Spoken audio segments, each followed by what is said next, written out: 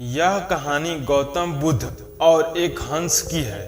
यह कहानी सुनने के बाद आप जानेंगे कि गौतम बुद्ध की बचपन का समय कैसे बीता।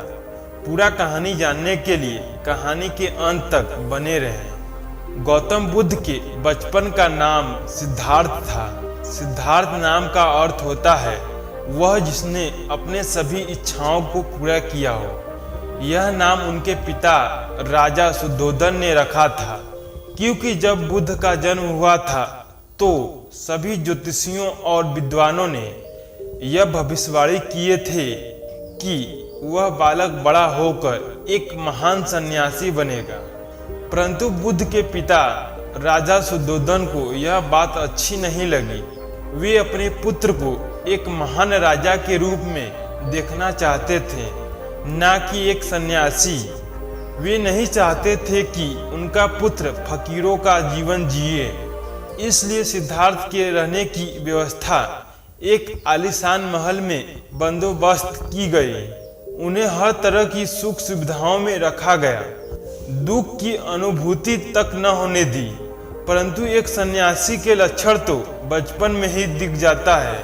वे बचपन से ही शांत और सरल स्वभाव के थे। दया और करुणा तो उनके मन में कुट कुट के भरी थी। अक्सर सिद्धार्थ एकांत में रहकर ध्यान मग्न रहा करते थे। एक दिन की बात है, सिद्धार्थ अपने वन में एक शांत जगह इसी प्रकार ध्यान मग्न थे। तभी एक घायल हंस उनके सामने आ गिरा, जिससे उनका ध्यान भंग हो गया।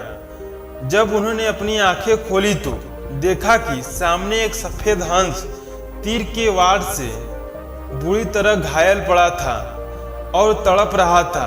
उसे देखते ही सिद्धार्थ का मन द्रवित हो उठा और उन्होंने उसे तुरंत उठा लिया।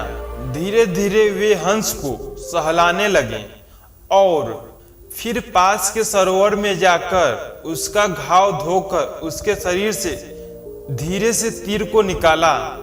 तीर निकालते ही वह दर्द से तड़प उठा। तब सिद्धार्थ उसे धीरे से सहलाते हैं और घाव पर पट्टी बांध देते हैं। उसी समय एक ओर से कुछ शोर होता है और उधर से उनका चचेरा भाई देवदत्त आता हुआ दिखाई देता है। सिद्धार्थ के हाथ में वह हंस देखकर बहुत खुश होता है और हंस लेने के लिए सिद्धार्थ के पास दौड़कर आता है। देवदत्त कहता है, सिद्धार्थ यह हंस तुम्हारे पास है और मैं कब से इधर उधर ढूंढ रहा था। यह मेरा शिकार है, अब जाकर मिला। सिद्धार्थ बोले, नहीं देवदत्त, यह हंस मेरा है। यह तो कब का दम तोड़ देता अगर मैं समय पर इसका इलाज न करता। देवदत्त बोला, दम तोड़ देता तो क्या होता? यह तो मेरा शिकार है, मैंने इसे इसलिए तो मारा है। तुम जबरदस्ती मेरे शिकार को हड़पना चाहते हो। इस तरह दोनों भाइयों में उस हंस के लिए वाद विवाद होने लगा और धीरे धीरे बात बढ़ गई। तब दोनों ने मिलकर फैसला किया कि यह हंस किसका है। इस बात का निर्णय महाराज शुद्धोधन के पास जाकर ही होगा। और दोनों भाई राज दरबार में गए। वहां उन दोनों ने अपना अपना तर्क महाराज के सामने रखा।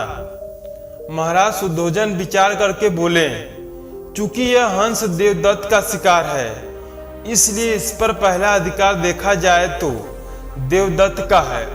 परंतु सिद्धार्थ ने इसकी जान बचाई है और मारने वाले से बड़ा बचाने वाला होता है, इसलिए हंस सिद्धार्थ का हुआ। महाराज शुद्धोधन का निर्णय सुनकर सिद्धार्थ की आंखों में एक चमक आ गई। तथागत दोस्तों, सिद्धार्थ को उसका हंस मिल गया।